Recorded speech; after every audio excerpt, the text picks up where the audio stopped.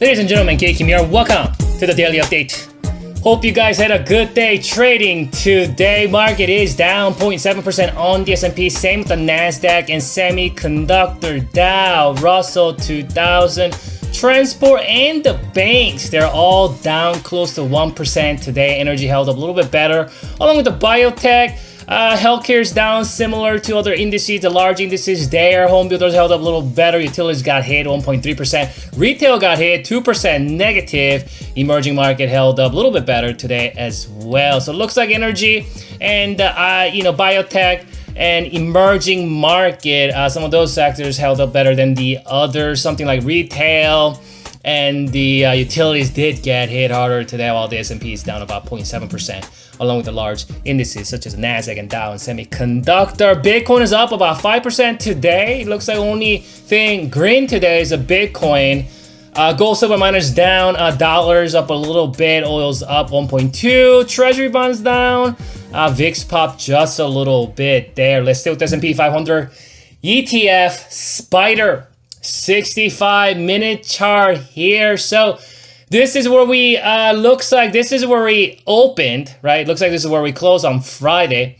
We slightly gapped down, right there, right on the short-term moving average, and look and see that quickly we did see that dip buying activities on that first hour. So we saw that bullish engulfing and not able to kind of see that follow through. Saw that little pause there on the second hour, and then all of a sudden on the third hour, that fear kind of came back in.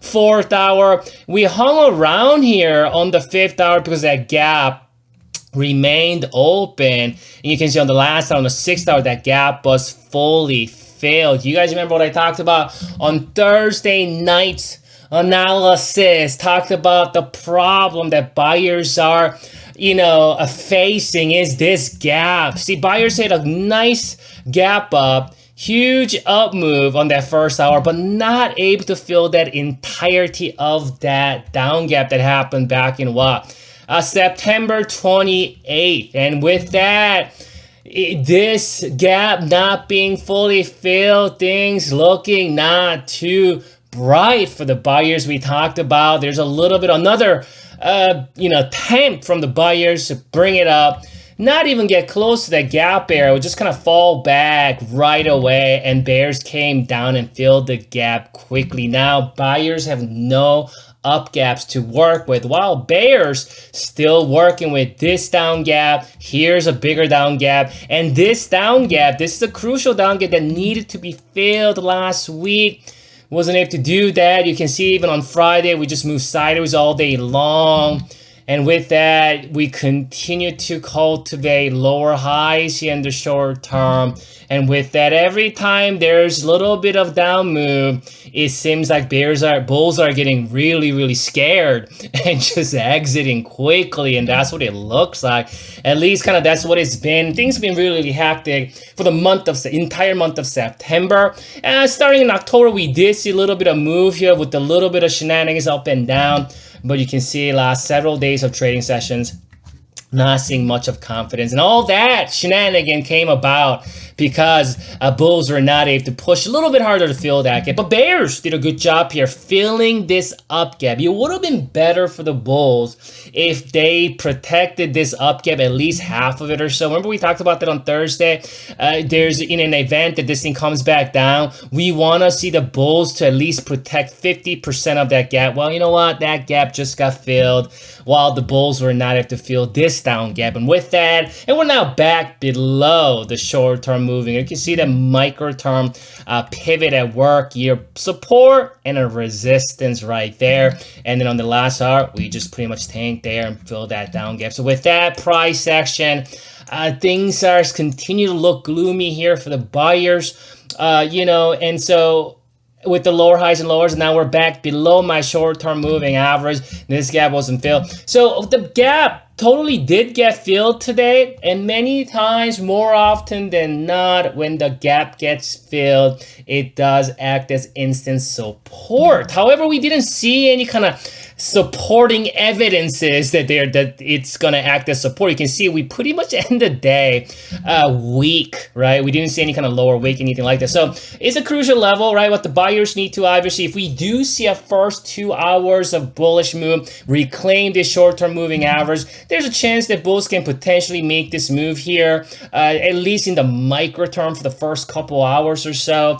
But maybe that moving average could act as resistance. We got this resistance now, lower highs here, and we may even see some like that. So there's a lot that buyers need to do before they can change the sentiment. Overall, ultimately, obviously, buyers need to get up here and fill this gap. Bears understand that we just filled that gap, right? Once the gap gets filled, you can see right here, there was a gap just got filled. Once the gap gets filled, it does act as support. So we may see, bears are maybe expecting some kind of attack from the bulls tomorrow. So I think best case scenario for the bulls, there's many ways bears can play this. Either gap it down, jump over this fence, because this is definitely that, definitive support or prior resistance potentially acting as new support. So best case scenario, jumping over that fence, don't even deal with the resistance. Or if we see a gap up or some sort of move, kind of fade it back down. But ultimately, bears want to bring it back down to 434.66 and make another lower low here. You could say, hey, there's might be support somewhere here.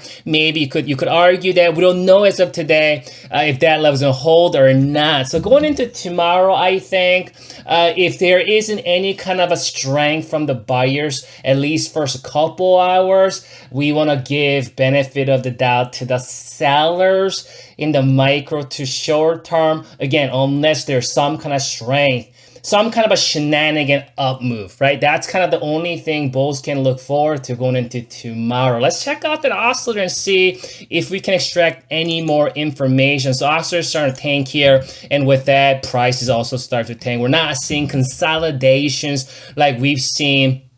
Like right here, you see that that oscillator just kind of moved sideways while the price came down. This is a different story. Oscillator coming down and the price coming down with it. That is a, looking at things in micro to short term, that's a correction, and you can see we're correcting here. And bulls not able to push it all the way to the extreme overbought level. They could have done that if they would have got up and filled this gap. It would have been better. It's always better when bulls or bears push it all the way to the top of its band or all the way to the bottom. Remember, we talked about this right here, right? This is an extreme oversold level. We talked about back in late September that bears need to bring it all the way down to the bottom of its band and push it all the way. When you don't do that right there, you see how bulls came about. Same thing here. That's the extreme overbought level. They didn't do that. Bulls were not able to push it all the way up and not able to fill this gap. And what happened? Bears came down, right? So that's kind of the thing going on here. So